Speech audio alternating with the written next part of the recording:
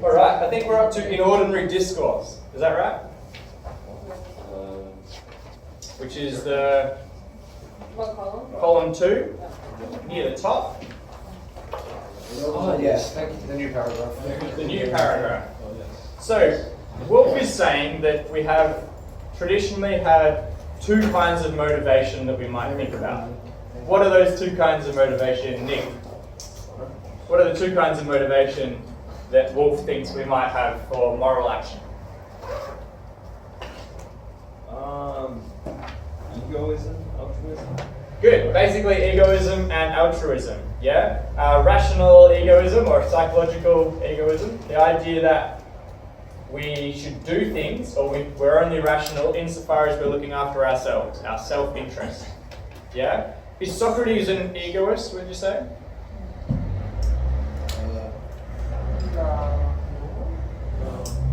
Is Socrates about self-interest? Jordan, what do you think? Not always. Not always. Yeah. You think yes? How come, Hannah? Because he's always on about bettering yourself and not really like helping others. Yeah, good. If Socrates says you should be punished if you do a crime, right? Like if you steal a Mars bar, you should call the police and tell them you've stolen it. But the reason he thinks you should do that is because it's better for you. Does that make sense? Yeah. And there's a sense in which that's a self-interested action. Does that make sense to everyone? So Callicles also thinks that you should be after self-interest, and Socrates agrees.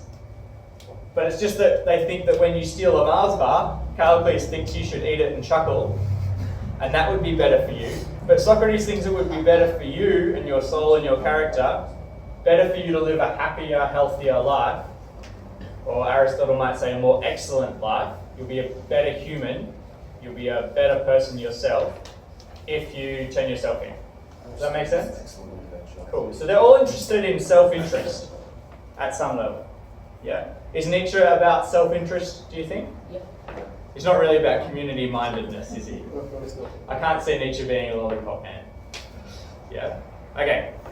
Let's go from here. In ordinary discourse as well as philosophy, we seem to have one of these two models in the back of our minds when we offer justifications for our actions or our policies. Most often, when asked to explain or justify our choices, we offer reasons that seem to fall under the category of self-interest. When we're trying to persuade someone else to do something, we might appeal to self-interest. In this case, to the other person's self-interest, even more. Still, there are some occasions when invoking self-interest would simply be unconvincing, and others when such appeals would be unseemly or at least beside the point. In these cases, we're likely to speak the language of duty, justice, compassion, or simply morality demands that we act in such and such a way, whether it contributes to our own good or not. I'd like you to imagine, please, very quickly, that you are going to a party and you really want your friend to come. So turn to the person next to you and try and convince them to come to the party. You know that they're kind of on the fence. Convince them, however you can, that they should go to the party with you. Go for it. You should come.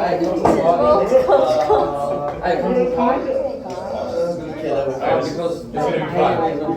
It's going to be fun. What would you say?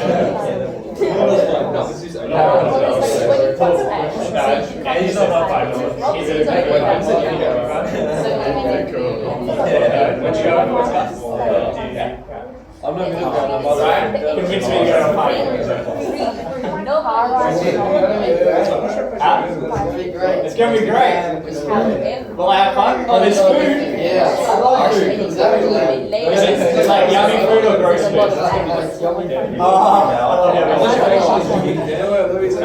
Alright, going back together. Hand up if somehow you appealed to their self-interest. You appealed to them like having a happier life or them getting something they want. Like for example, Andy said, I'll pay you $5 to Daniel if you go, right? Ryan told me that there'd be yummy food, so I'd enjoy going, right? Does that make sense? Hand up if you appealed to self-interest somehow. Did anyone appeal to like duty or justice? Well, what did you say? I said to Damon, I said to Kev, come to the party, and he was just like, "You're alright." I don't know, it's sense of duty right there. I think that's just peer pressure. A duty to your peers. Okay, a duty to your peers, Exactly. maybe. All right, now the person next to you, you're both at Coles, and the person next to you, you're at the self-checkout, and the person, your friend, who you're going through with, you're just there scanning your items, and your friend just very sneakily reaches up and grabs a Mars bar and they just chuck it in their back pocket. You have to try and convince them why they should put it back. Turn to the person next to you, go. Put it back on my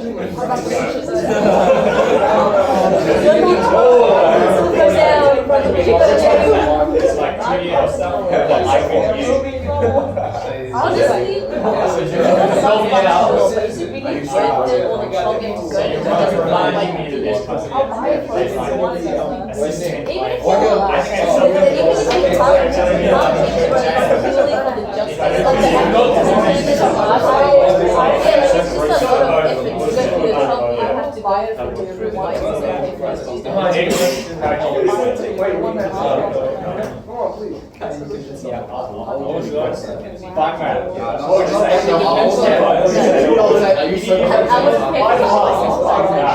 I would pay for something like that. Nice. Is that like feeling Judy or something? Yeah, that's good. I like that. Alright, going back together. Let's first go to Evan. How would you convince someone to put the Mars bar back?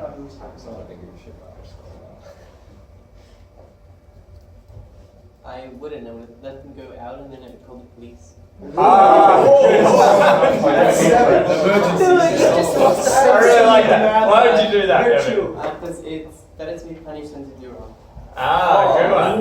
It's better to. I want them to go through the struggle so they can learn from it. Right. You reckon that the best way to learn to not do it again is to just get the punishment?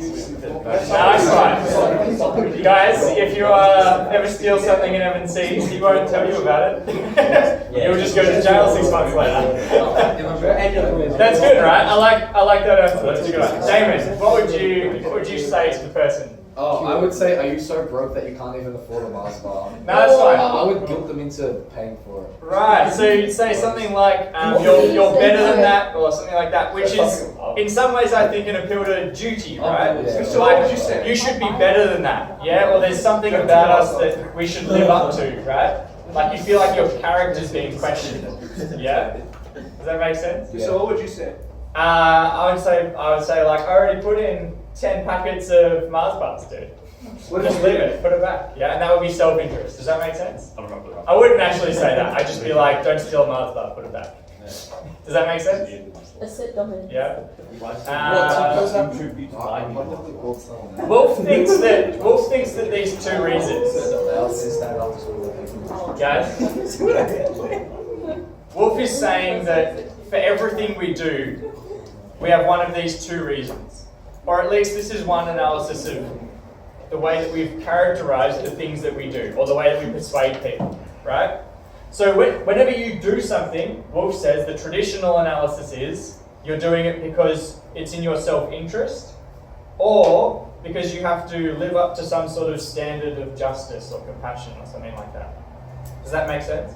Like, it might not be in your self-interest to give money to a charity or to someone who's begging, but someone might appeal to you to do that on the basis of compassion or a principle of compassion.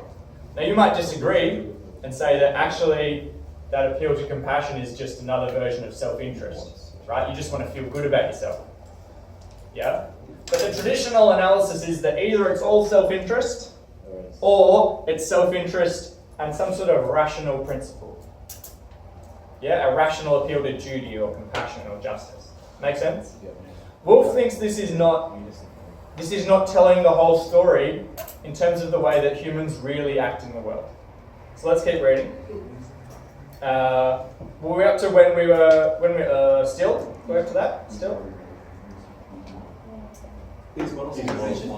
These models. Oh, good. These models of motivation and practical reason, however, seem to me to leave out many of the motives and reasons that shape our lives.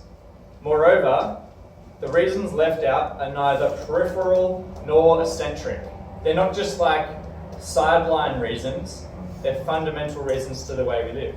Indeed, we might say that the reasons and motives omitted, left out, by these models are some of the most important and central ones in our lives. They are the reasons and motives that engage us in the activities that make our lives worth living. They give us a reason to go on. They make our worlds go round. They and the activities they engender give meaning to our lives.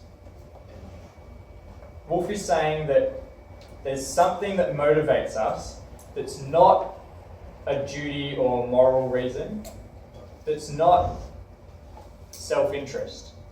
There's some other motivation, something that gives us meaning, with big brackets around that word, meaning, that's not one of those two things. My aim in this lecture is to bring out the distinctive character of these sorts of reasons and the special role they play in the quality of our lives. Specifically, I shall suggest that our susceptibility to these sorts of reasons is connected to the possibility that we live meaningful lives. Understanding meaningfulness as an attribute lives can have that is not reducible to or subsumable under either happiness, as it's ordinarily understood, or morality. I shall be mainly concerned to explain the feature I call meaningfulness in life and present it in such a way as to make it seem worth wanting, both for ourselves and for those about whom we care. Let's stop there because the next bit's a little bit depressing. So, Wolf thinks that we don't just live lives trying to be happy. We don't just live lives trying to be good. We also live lives trying to have meaning. Does that make sense? She thinks it's a third aspect of what we aspire to in our lives. And she doesn't think that meaning is just something that we get by being happy, or that meaning is just something that we get by being good. Does that make sense? Should we write down some quick notes? Yes, yes, for sure. So,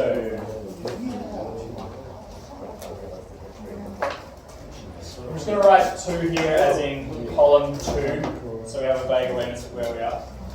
Wolf proposes that our actions and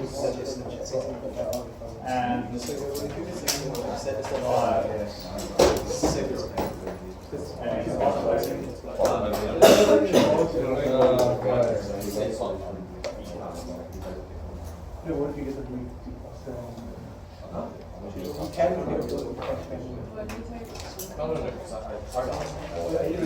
Right, so you can focus on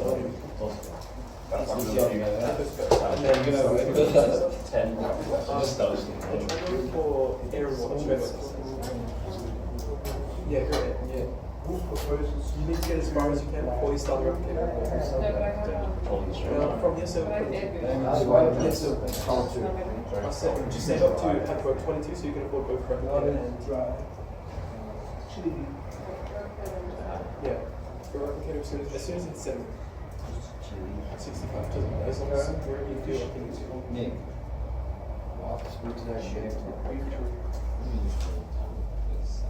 Yes, game. Yes, it is. Exactly.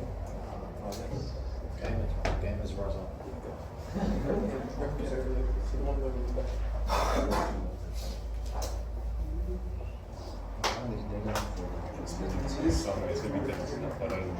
And then degree 2. So it's always the largest.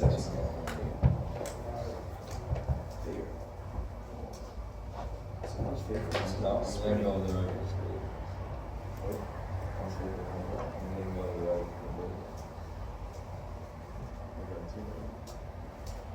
You can see how much the right yeah.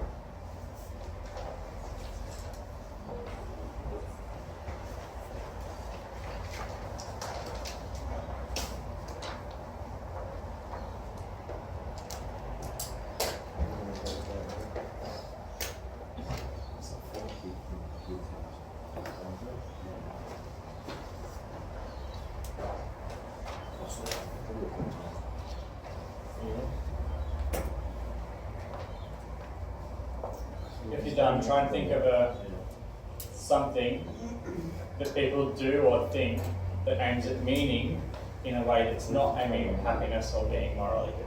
It's something meaningful someone might do that doesn't make them happy or aim at being morally good. Homework? But let's do something. No. When she says helps the kid. Or what is you do homework, you just have to. Well, everything that you do meaningful is for your own good anyway. Yeah. In a way, yes. It might be for your good, but not your happiness. Your own good on Yes, I see. Homework is not for your happiness. Doing homework make you happy. No, it doesn't make What me do you happy. That's not do?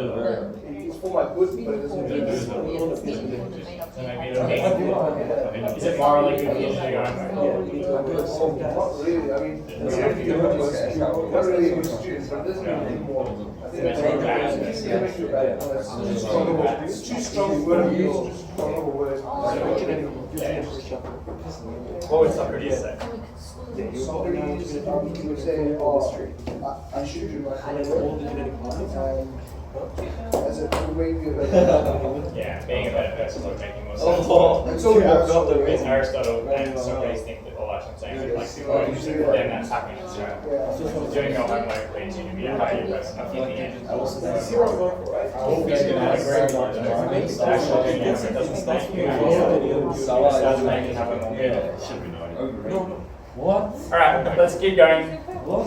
Yeah, no, after that. As you will see, as will be seen, however, what I have to say is of little or no practical use. That's a disappointing thing to have right at the start.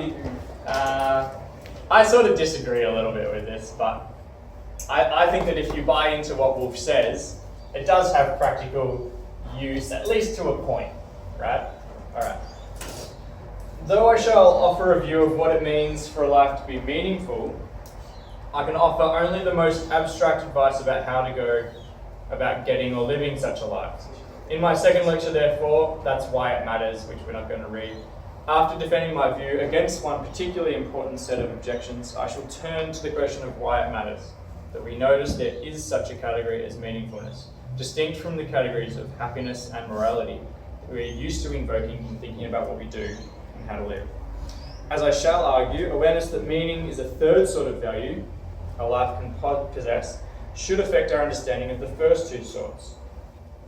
That is, adopting models of human motivation and reason that are attentive to meaningfulness, pay attention to it, should affect the way we think about happiness and morality, and about self-interest as well. Moreover, further, if the view I present in these lectures is right, we can not so much as conceive of meaning without attributing a certain sort of objectivity to value judgments. It follows that if we want to continue to talk about, attend to and encourage the acquisition of meaning in people's lives, we need to be willing to admit this sort of objectivity into our discussion of values. What is objectivity when it comes to values again? So there's an objective set of moral values that everyone should be able to that as well. Right, there's a feature in the world of something that makes something the way it is. Yeah, like yellow is a feature of those flowers out there, and that's just the way it is. And I can say that it's green, but I'd be wrong because it's objectively it's yellow. So that colour's a bad choice. But you get what I mean, right? Like there's a tree just there. Yeah? And even if you don't see the tree, maybe you're blind, that doesn't change the fact that it's there. Wolf is saying that meaning works in the same way. Wolf thinks that there are activities and things we can do that are objectively meaningful. Yeah? And this is a really big claim. Who would disagree with Wolf at this point? Evan? Elvira? Nietzsche, right? Massive relativist. Thinks that we create value, not that it exists out there. Wolf is here very interestingly claiming that meaning is a third feature of our lives and that it has objective value. Yeah, let's write that down real quick. 3.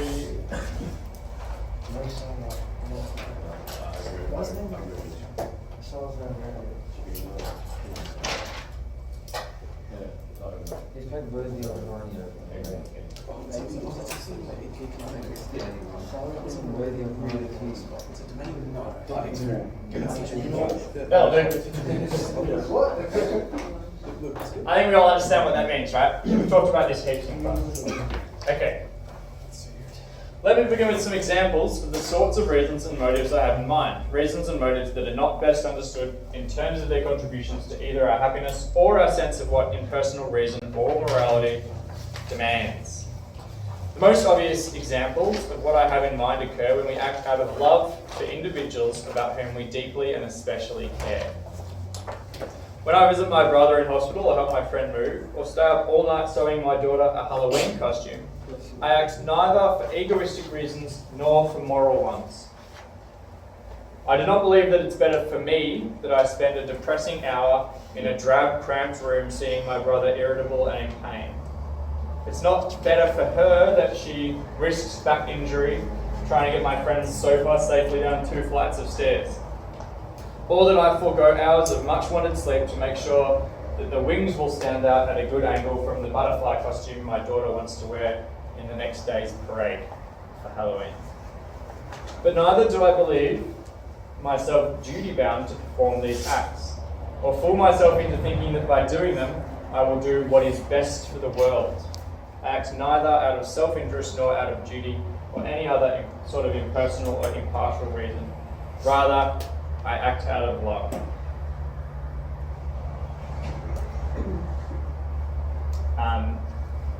Let's focus on the example of the Halloween costume. She says she's going to stay up really late at night. Let's say she's working in a really small, cold sewing room, and she's making this butterfly costume, and she makes the wings stand out, and she sews all the parts together so it fits really well, and she's up till 3 a.m. and then she has 2 hours of sleep, and then she gets up and her daughter is really whingy because she didn't sleep very well either, and she has to make her breakfast while she's crying the whole day, right? This is not making her happy, she says. It doesn't make her happy. She'd be much happier if she went to sleep, she says. Yeah? And likewise, she says it's not a moral requirement. She doesn't think it's part of any rational cult of virtue. She's not morally required to do this to be a good person. Rather, she says she loves her daughter, and so she wants to do it for her, not for herself. It's a reason of love for the daughter. Quickly, talk to the person next to you. Some people are going to object that actually it's just to satisfy her own idea of her self-image, or she wants to be a good mother or something like that. Yeah? And she'd be less happy if she didn't. What do you think is a better description of why she's doing the Halloween costume? Is it more likely because it makes her happy? Or is it more likely it's because she thinks she needs to be a good mother, like it's a duty? Or is it more likely that she's doing it because she loves her daughter and that doesn't really fit into either category? Talk with the person next to you. What do you think, boys?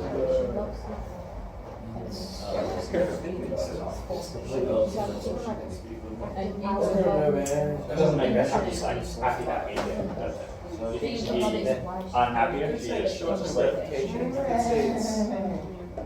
Okay, so happiness is the reason she does it. What about morality? Are you morally required to stay up late at night like Halloween? I was remembering Does not do them? that's pretty good. What? But you don't sit there when you go to the lab and Is this how I do taste? Sure, if she didn't do it, she'd be a bad mother. You think she'd be a bad mother if she didn't? You don't think so? Do you think that's why she does it? I think she doesn't want to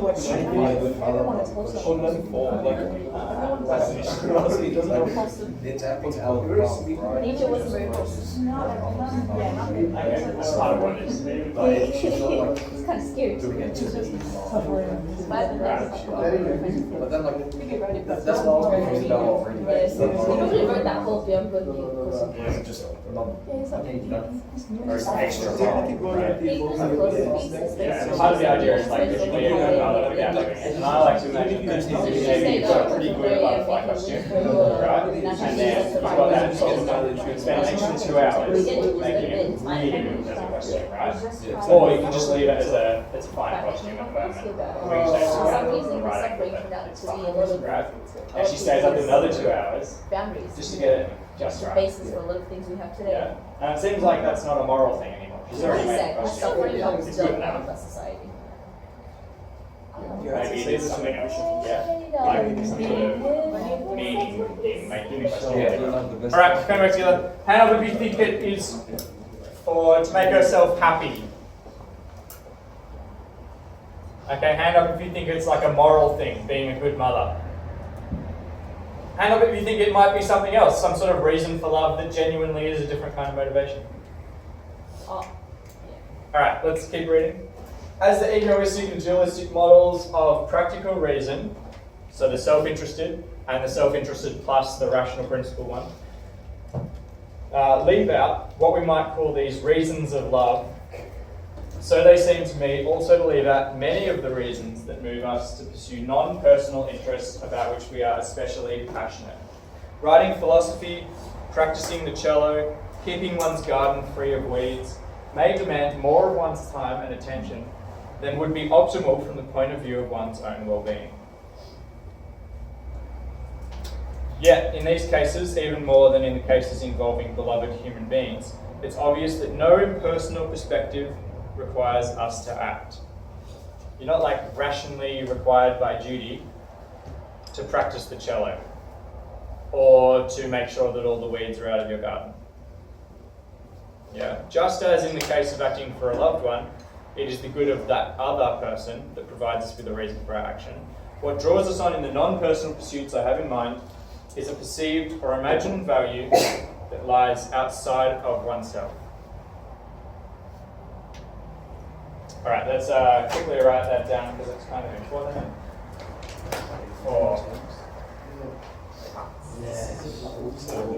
Meaning is a Oh no, two of you are together. Chelsea. Also, can you send me that He's around what? I guess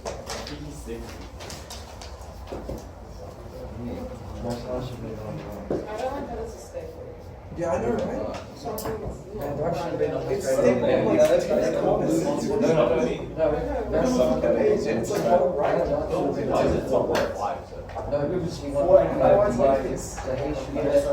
yeah, I think call 4 and 5 is where It's never like I'm back to like. Yeah, did you receive 9 overall?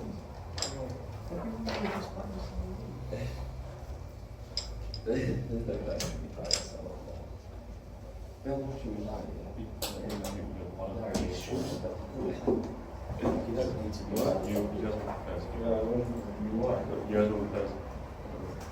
yeah.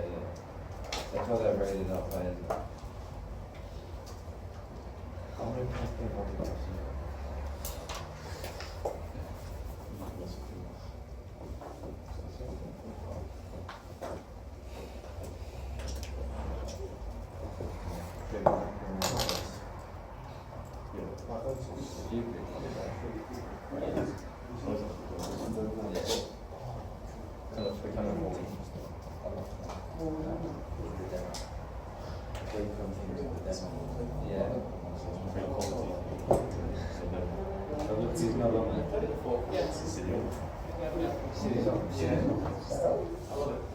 It's about to give me some.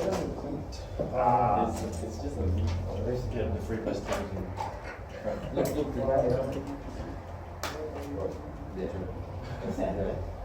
As if room is 64, it should be an 80. All right. Oxygen in the room. I agonize. We're up there. I agonize over the article I'm trying to write because I want to get it right. That is because I want the argument to be sound, the view to be correct, the writing to be clear and graceful. It's not for my sake, at least not only for my sake, that I struggle so with my work. I do not know or care whether it's best for me. That is, whether it's best from the point of view of my self-interest. That I try to improve my work beyond a certain point, any more than I care whether it's best for me that I put so much energy into making my daughter happy. We might say that I struggle for philosophy's sake rather than for my own, but that would be misleading and obscure as well as pretentious. Yeah? Do we sort of understand that point? She's self-aware. She's very self-aware, you think? She's self-aware. Right, she's saying that the reason she wants to get her article right, or maybe as she's writing this, she wants the writing to be graceful, she wants the arguments to be valid and sound, she wants it to be clear, and she's not doing it, she thinks, for like philosophy's sake. Philosophy isn't a thing that she's trying to help get right. She thinks that's a bit pretentious, right? We should look more to ourselves and our real reasons for doing things. Still, it seems to me that it's the value of good philosophy that is driving and guiding my behaviour in this instance, as it might be the beauty of the music, or of the potential garden that moves the cellist or gardener to sacrifice ease and exercise discipline in pursuing her goal. What does that bit sound a little bit like? Sacrifice ease and exercise discipline. Sounds like Aristotle, sounds like Nietzsche. Yeah, a little bit like Socrates. It just doesn't sound like Callicles, does it? Callicles is really the only one that rejects discipline. Yeah, but Nietzsche is the one that emphasizes embracing suffering. Does that make sense? Socrates and Aristotle are kind of about discipline as well, then. Yeah. All right. The cellist, let's take the cellist, someone who plays the cello, right? Let's imagine that they lived in a society where no one could, like everyone was tone deaf, right? No one appreciates music of any kind in this society, but this one person does. Yeah? And they practice the cello over and over again because one time they accidentally played a really amazing piece of music and it just sounded really beautiful and meaningful to them. Yeah? And so everyone like bags them out for practicing cello for 3 hours a day, but they do it anyway, and it gives them like blisters on their hands, and they're constantly disappointed because they can't play as well as they could. Yeah, but they know that if they keep practicing and working, eventually they'll produce a really amazing piece of music. That's the kind of meaning that Wolf is talking about. Does that make sense to everyone? It's not for themselves, it's not going to make them happy in the normal way that we talk about happiness. It's not going to be, it's like a duty. You're not required to be a good person. You don't have to practice a musical instrument for 3 hours every night. Yeah, it's some other reason for something that we do. Pursuing meaning is the idea. Alright, it does not seem unnatural or forced to speak of subjects of these examples as loving philosophy or music or flowers. Yeah, the philosopher, the musician, the gardener. And their love for these things may not only explain, but may also justify, or more strictly may contribute to the justification of, their choices and behaviour more than their love for themselves or for morality or for some other impersonal and general good. Because of the similarities in the motivational and deliberative stance, the way we think about it and why we do it, of these subjects to that of people who act out of love for individuals, I shall use the phrase reasons of love to cover both types of cases. My claim then, and let's highlight this bit maybe, is that reasons of love, whether of human individuals, other living creatures, or activities, ideals or objects of other sorts, have a distinctive and important role in our lives. I'd keep highlighting this bit. They are not to be assimilated to reasons of self-interest or reasons of morality.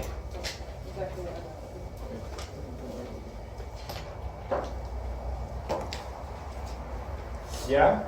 So it's just making the claim again. Reasons of love is accessing or aiming at, is using the justification of another kind of reason for action that's not happiness or morality. Yeah? And we can identify two reasons of love, two kinds. There's one that acts towards loving other people, or maybe animals as well. Anyone got a pet that they love a lot? Hell yeah. Yeah, you might take it for a walk even though it's raining and you really don't want to that day. Yeah? That's bullying. Can you take your pants off? Sleep on the table. In contrast, there are other reasons of love. Like you might love music, or you might love gardens that look really perfect, or beauty, something like that. And we might think that acting for a beautiful garden is not a moral requirement, but it's meaningful nonetheless, right? Let's get down to a conception, and then we might watch a video, which we haven't done very much. Insofar as we fail to recognize, if we fail to recognize and appreciate the legitimacy and value of these reasons, we misunderstand our values and ourselves and distort our concerns. We won't understand the way we really act towards things. Yeah, we won't understand the real reasons that we do things, and we won't be able to figure out how to live our lives if we think we're always acting for happiness or morality, when we're really acting towards something else, some other kind of meaning. Not all actions that are motivated and guided by reasons of love are justified, however. Not all reasons of love are good reasons. For one thing, your love for something or someone is no guarantee that you know what is actually good for them. You may mean to help the object of your love, your action may not benefit it. You might spoil your child, overwater your plants, cramp your philosophical style. For the kids. Just because you want to contribute to the meaning of something doesn't mean you always can do it well. Yeah, I might really want to help my basketball team, and maybe that's not something that makes me happy because I'm not very good at basketball. And it's not really a moral requirement because playing basketball doesn't really seem to be like a feature of a good human necessarily, right? You might be good at basketball, but that doesn't contribute to being a good and evil good person. Yeah? And if I want to help, I can succeed in those reasons of love, right? Like I can be good and I can shoot 6 3-pointers in a game. And that'd be a nice 18 points to add. But I could be bad, but think I'm really good. And I could try and shoot 10 3-pointers in a game, and I could airball them all. Can you imagine how frustrated my team would be with me at the end of that? Yeah? I can act out of a reason for love, but my actions can be misguided or misdirected. You can be bad at philosophy, you can be bad at gardening, you can be bad at music. Does that make sense? That's the first problem that we might have. You might spoil your child. Can you guys think of the image of a parent who really wants to be a good parent and wants the best for their kid, but isn't very good at parenting? Yep. And maybe their attitude to parenting is that they need to satisfy all the desires. Yeah? Like a sympathetic Callicles, maybe, right? I just need to give my kid everything they want, and that'll help them have a good life. But that might not help them have a good life. They might get to the age of 30 and not know that credit cards need to be paid off. Yeah? Alright, but this one I think is more interesting. And she says, more interestingly, love can be misplaced or misguided. The energy or attention that you give to an object of love may be disproportionate to what that object merits, what it deserves. A wonderful woman might give up her career, her home, her friendships to follow and serve a man the rest of us sees does not deserve her. An impressionable teenager might sign over his trust fund, all his money that he inherited from his parents, to a cult with which he's become enamored, thereby losing both his financial security and the opportunity to benefit worthier and needier groups. Do you guys see how these are maybe not moral decisions, maybe not aimed at making them happy? They're aimed at something else, like some sort of meaning, is Wolf's claim. But they're not good decisions. They're not hitting meaning out in the world. Does that make sense? Yeah? Alright, let's put a little note for those 2 paragraphs.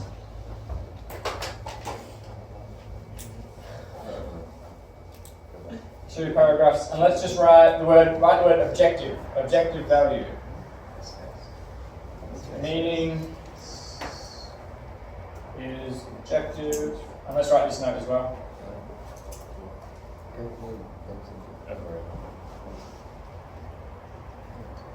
We can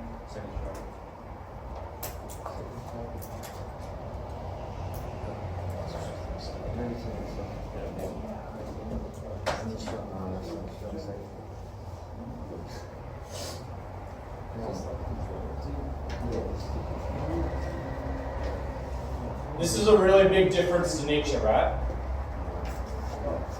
For Nietzsche, if you play the cello, or the drums, or the guitar, or any instrument, right? And it sounds really good to you, and you like the way you're playing, then it doesn't matter if you're out of tune compared to other people. You don't have to stick with chord structures or timing or anything that other people care about, because you are the creator of value. You decide what kind of music and what piece of music sounds good. Does that make sense? Wolf disagrees. Wolf thinks that there is some music that is objectively more meaningful than others. Some people are genuinely better at playing the cello than others, and we can be wrong about that. Yeah? We can be wrong about who is a better cello player. Alright. Yeah? This is a really big key difference, and this is one of the big ways that Wolf is different, as well as proposing a third kind of meaning. She is objective, right? Now she's going to say that this is important because otherwise there's no way of saying that there's good cello music and bad cello music. Does that make sense? For Nietzsche, there's no objective standard of what good cello music and bad cello music is. There's just music, and you get to decide what you think is good and bad. But Wolf says that's wrong. Some music is better than other music. And so it has to be objective. Following? Good, let's keep going. Let's finish off this little bit. What I wish to defend then is the justifiability and importance of a subset of those actions and decisions that are guided by reasons of love. Roughly, I want to defend the claim that acting in a way that positively engages with a worthy object of love can be perfectly justified, even if it does not maximally promote either the agent's welfare or the good of the world impartially assessed. Let's talk about this idea of worthiness very briefly. We're going to talk about it more in the article, but can you turn to the person next to you and try and think about something that someone you know or someone you've heard of might love or like really enjoy doing that you don't think is worthy of love? No. As an example, when I was in year 12, one of my friends was dating someone else who I didn't think was worthy of love. Now that's a bit brutal, but you get my idea, right? Now someone else might really enjoy collecting rock samples, right? And I personally don't think that that is worthy of love. I don't think you should devote your life to collecting rock samples, right? I think that is a less meaningful and a more meaningless activity. Yeah? Now, they think it's meaningful, but I think they're wrong. Yeah? Talk to the person next to you. What's something meaningless people can be devoted to? Right, went really political there, really good. Anything else? I'd say, yeah, this one before. This one does more. Jonas Food area.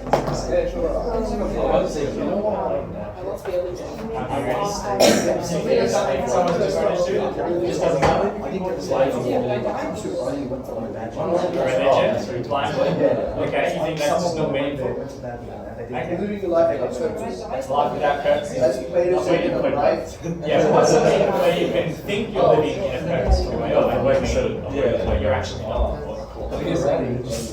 Cults, maybe? Like if someone makes up a god and they invent a religion, let's say, and then they convince a whole bunch of people to worship that god. You think that'd be a meaningless activity, right? Yeah. Some people, well, I'm going to get really a little bit political here. The guy who, the leader of Scientology, I think religion is very, most people would say it's a cult. And the guy who started Scientology used to write science fiction books. And he's also been quoted as saying, if you want to make a lot of money, you should start a cult. And he made a lot of money, right? That's pretty close. If you go and find a religion that was just made up, that's I understand some people. now, people who buy into that, literally buy into it, Oh, because you here have we to go. buy all the little, Imagine if like you they think saw- that aliens are going to come down and take them up to basically I alien understand like everything. this part. And the way you get there is that you have a lore of some set of energy. You can buy this little reader thing that you put it yourself and it tells you how much of that is attacking you and you've got or whatever. This guy's a beast though. I think that's a meaningless activity. Who's kind That makes sense. Some things are cool, but much time with of what? Can we all think of something that someone might be devoted to but that is actually meaningless? This.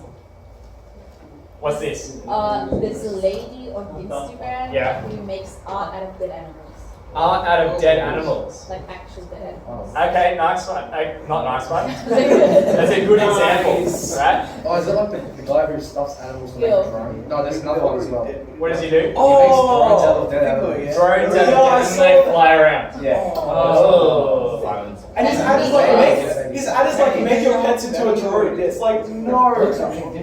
All right, now those are good examples. Let's stick with the art one, right? This person thinks that art has some sort of value, like she's aiming at beauty or meaning or something. It's not about. I don't think anyone would be so deceived about what they were doing is to think that dead animal art's going to make people happy. Surely that's not a thing, right? No one thinks it's going to make them happy, and they don't think it's a morally good thing to do, probably. But maybe they think it's meaningful. It's like it's meaningful art to put out into the world. Now, does anyone agree that that is meaningful art? Just on a first impression? No, right? You think it's meaningless. If you agree that it's meaningless, you're sort of leaning towards this idea that meaning is objective. Because we can't be wrong about what meaning is unless we have some sort of standard to judge stuff by. Now, maybe what you mean when you say that it's not meaningful is just that most people agree that it's not meaningful. Most people don't find meaning in that, right? And that's a slightly different thing to say, yeah? But it seems kind of convincing that you might think meaning is objective. If you think meaning is objective, maybe you should start thinking that morality is objective too, like good and evil. Yeah? And then you're going to have real big problems with nature, aren't you? Yeah. Let's finish this off. We have actions and decisions.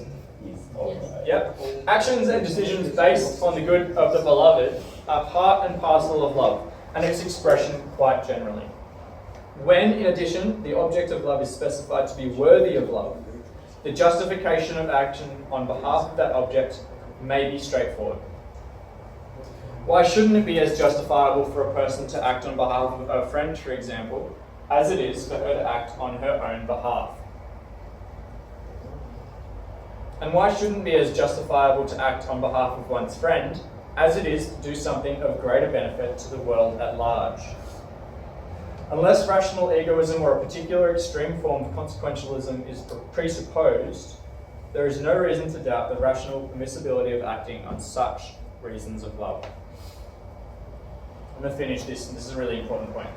We'll come back. Still, I want to say something stronger, something more favourable and more supportive of reasons of this sort. More precisely, I want to say something more favourable about a life that is prone to being moved and guided by such reasons.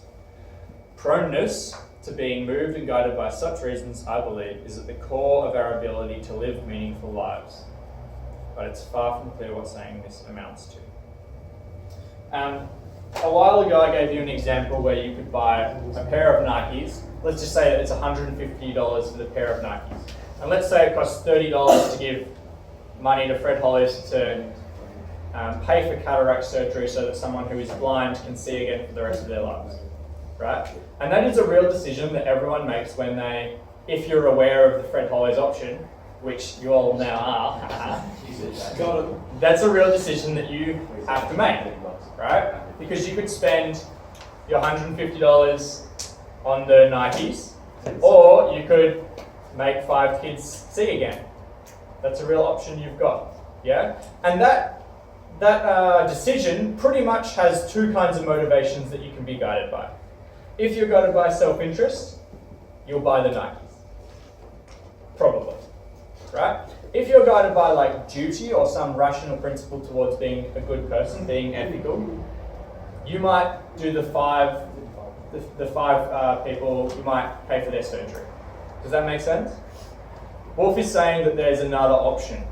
You might buy Nikes for someone who is your friend. Or you might buy like a piece of, I don't know, you might buy like heaps of ice cream for your whole class of philosophy students, for example. Yeah? That would be a good option. Yeah. Chocolate. Chocolate ice cream, chocolate. No. Right? And this doesn't seem to be motivated by making you happy. You don't get the shoes, right? And it doesn't seem to be motivated by morality, because it'd probably be better to help the 5 kids see again, right? Wolf is saying that you're acting out of a reason of love. It's a third kind of option. Does that make sense to everyone? Wolf is also saying that we should accept that it's just as justifiable to act for that reason as it is to act morally or out of self-interest. Yeah? We should accept that people often, and it's justifiable that they buy Nikes for other people, because that's just as legitimate as buying Nikes for yourself. Or acting morally and paying for the 5 kids to have surgery. Does that make sense? Does that make sense? Yes. Alright, really important bit. Wolf is saying that there's no reason to think that we shouldn't be fine with people acting for reasons of love, even if it means that they don't choose perhaps a more moral option. We might have a moral motivation to do something and instead choose the reason of love. Instead, we might, instead of putting our money towards the surgeries, we might buy our friend something that, like a massive cake for $150. And Wolf says that we should accept that that's a normal part of human activity, and there's actually, I don't want to use this phrase, but nothing wrong with that. Yeah? She thinks it's very understandable and legitimate that our reasons of love are just as good for us as motivations as reasons of acting morally. Does that make sense? Cool. Should we write something down for that as well? Yes. What is it? 7. Yeah, you might have just. We should accept.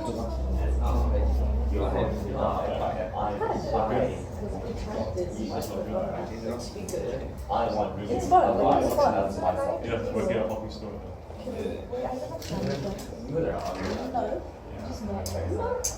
I just saw you to his office. He was like, head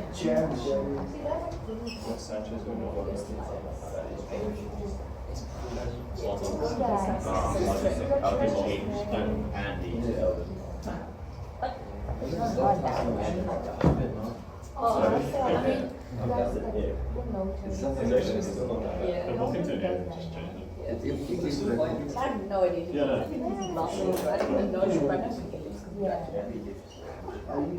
Like, I think there was last time that anything about how he lives for like a week.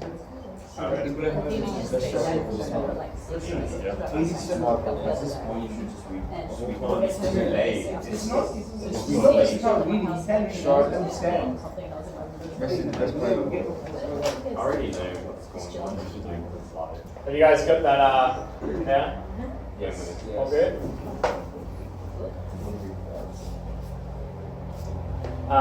This guy's going to say, hello, I'd like to show you guys 30 seconds of the best day of my life. Here we go. Seconds of the best day of my life. Which is Jeju.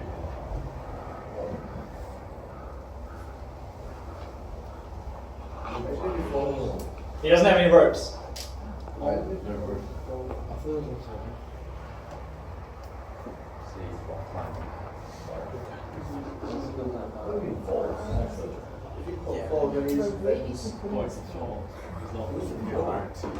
The guys who are recording are on cameras and they're mounted in to secure. They're secured with ropes.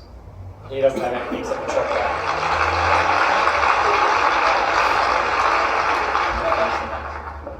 So that was El Capitan in California's Yosemite National Park. And in case you couldn't tell, I was climbing by myself without a rope, a style of climbing known as free soloing. That was the culmination of a nearly decade-long dream. And in the video, I'm over 2,500 feet off the ground. Seems scary? Yeah, it is, which is why I spent so many years dreaming about soloing El Cap and not actually doing it. But on the day that video was taken, it didn't feel scary at all. It felt as comfortable and as natural as a walk in the park, which is what most folks were doing in Yosemite that day. Today I'd like to talk about how I was able to feel so comfortable and how I overcame my fear. I'll start with a very brief version of how I became a climber, and then tell the story of my two most significant free solos. They were both successful, which is why I'm here. But the first felt largely unsatisfying, whereas the second, El Cap, was by far the most fulfilling day of my life. Through these two climbs, you'll see my process for managing fear.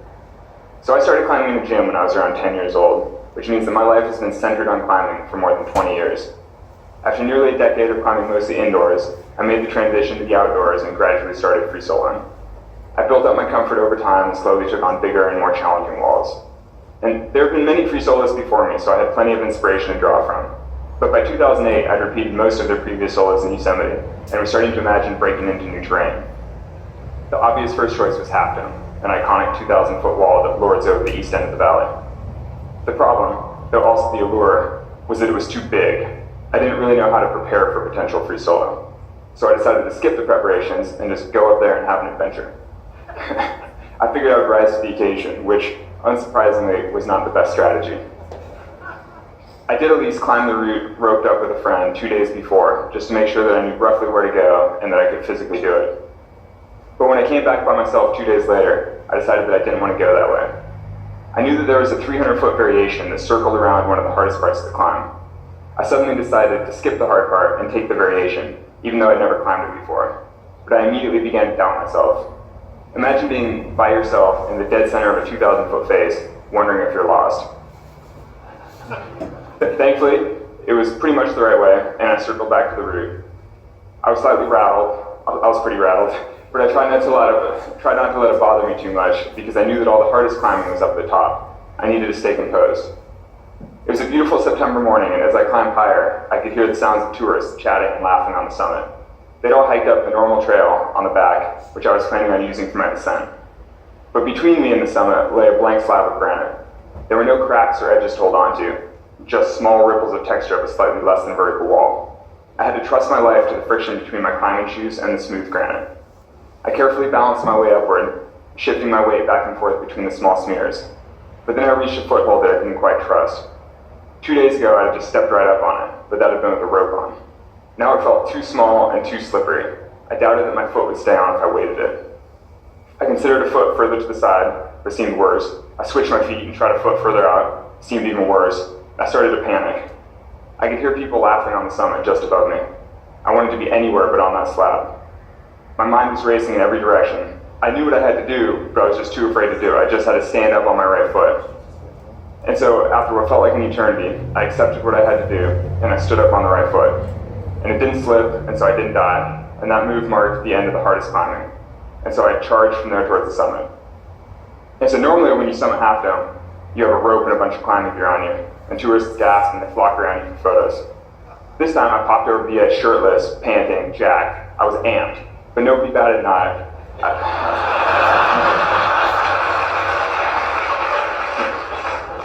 I looked like a lost hiker that was too close to the edge. I was surrounded by people talking on cell phones and having picnics. I felt like I was in a mall. I took off my tight climbing shoes and started hiking back down. And that's when people stopped me. "You're hiking barefoot? That's so hardcore."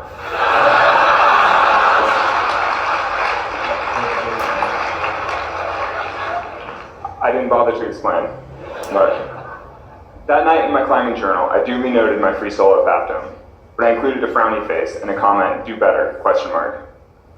I'd succeeded in the solo, and it was celebrated as a big first in climbing. Some friends later made a film about it, but I was unsatisfied. I was disappointed in my performance because I knew that I'd gotten away with something. I didn't want to be a lucky climber, I wanted to be a great climber. I actually took the next year or so off from free soloing because I knew that I shouldn't make a habit of relying on luck. But even though I wasn't soloing very much, I'd already started to think about El Cap. It was always in the back of my mind as the obvious crown jewel of solos. It's the most striking wall in the world. Each year for the next 7 years, I'd think, this is the year that I'm going to solo El Cap. And then I would drive in Yosemite, look up at the wall, and think, No freaking way. It's too big and too scary. But eventually I came to accept that I wanted to test myself against El Cap. It represented true mastery. But I needed it to feel different. I didn't want to get away with anything or barely squeak by. This time I wanted to do it right. The thing that makes El Cap so intimidating is the sheer scale of the wall. Most climbers take 3 to 5 days to ascend the 3,000 feet of vertical granite. The idea of setting out of a wall of that size with nothing but shoes and a chalk bag seemed impossible. 3,000 feet of climbing represents thousands of distinct hand and foot movements, which is a lot to remember. Many of the moves I knew through sheer repetition. I'd climbed El Cap maybe 50 times over the previous decade with a rope. But this photo shows my preferred method of rehearsing the moves. I'm on the summit, about to rappel down the face with over 1,000 feet of rope to spend the day practicing by myself. Once I found sequences that felt secure and repeatable, I had to memorize them. I had to make sure that they were so deeply ingrained within me that there was no possibility of error. I didn't want to be up on the wall wondering if I was going the right way or using the best holds. I needed everything to feel automatic. Climbing with a rope is a largely physical effort. You just have to be strong enough to hold on and make the movements upward. But free soloing plays out more in the mind. The physical effort is largely the same. Your body is still climbing the same wall. But staying calm and performing at your best when you know that any mistake could mean death requires a certain kind of mindset. That's not supposed to be funny, but it is. I work to cultivate that mindset through visualization, which basically just means imagining the entire experience of soloing the wall.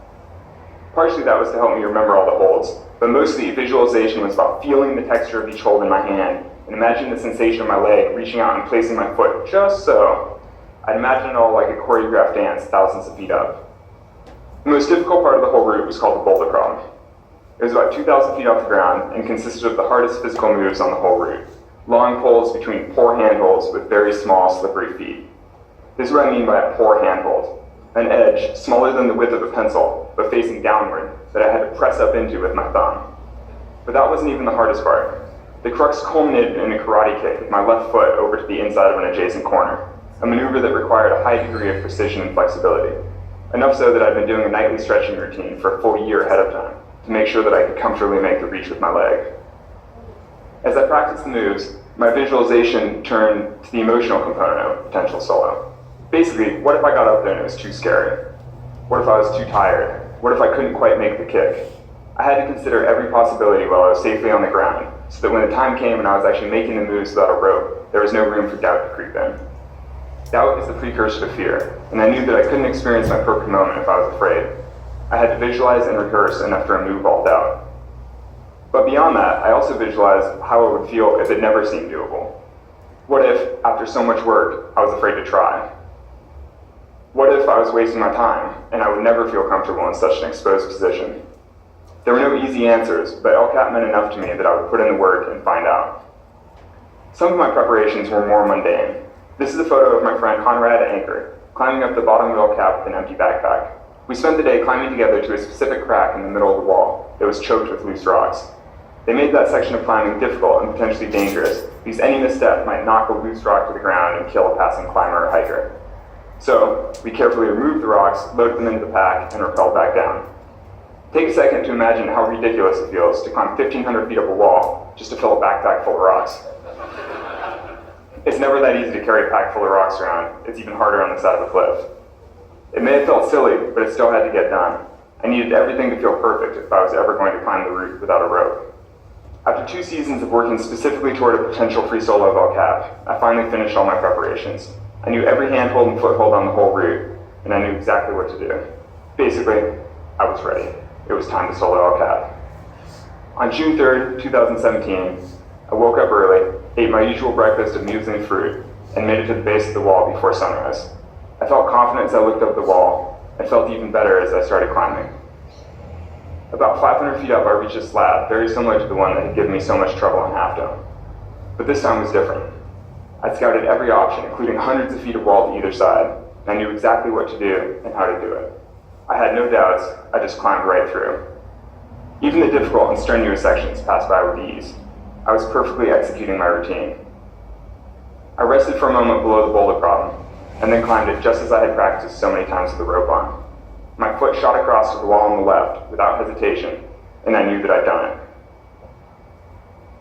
Climbing Half Dome had been a big goal, and I did it, but I didn't get what I really wanted. I didn't achieve mastery. I was hesitant and afraid, and it wasn't the experience that I wanted.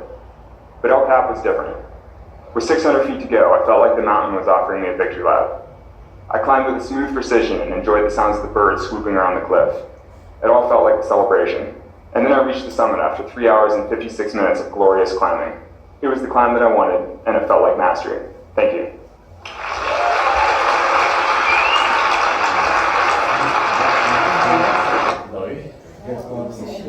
Pretty crazy, hey?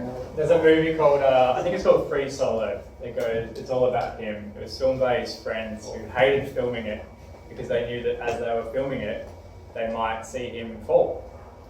Right? And that was really hard for them. There's a really cool clip I might post to Facebook for you. Why did they show you that clip, do you think? Because it's maybe encouraging you to free solo. I'm not encouraging you to free solo, though I'm not encouraging you to free solo, right? The idea is maybe that this is the sort of thing that he did for a reason of love, right? Like a dedication to, his word was mastery. He wants to master climbing. That climb, El Capitan, is the most famous rock climbing wall in the world. The first time people climbed it, it took them something like 6 months. And they did it with heaps of supplies, and they had people come up and give them food, and they very, very slowly climbed it with ropes. It took them like 6 months to do it. Yeah? After that, some people came and did it, and they like broke the record, and they did it in like 1 month. Whoa! Yeah? Where they went up with like packs and tents and everything like that, and it was massive news. And then one guy did it where he did it in like 2 days. Yeah? And he just climbed like pretty much straight through, camped, had a bit of a rest halfway up, but kept going, right? But again, still with ropes. This guy did it just in 3 hours and a bit. Good morning, everyone. With no ropes. Just Yeah. your attention before recess break. Probably, Message you from could argue it didn't really make him happy, right? Golfers for next It's not week. fun going up a cliff and filling a backpack full of rocks and then going back down. And it's not morally good for him to rock climb, right? It doesn't improve the world. We are doing our commitment Maybe it's today. for me. Just a reminder to everyone, would you please prepare to shut down as much power as possible in your class between 11 o'clock for your staff trips. Yeah, Thank you. Draw your attention to the put out staff out now late for this. I think he's the only person that ever free solo. Enjoy your break, folks. Thank you. Guys, just before you go, if you haven't posted your question to Facebook, please do that tonight or email it to me and I'll post it for you. And I would like you to still read up to the same place as I said for last time. Okay, 18, column 18 for our next class. Okay? Thanks, catch you later.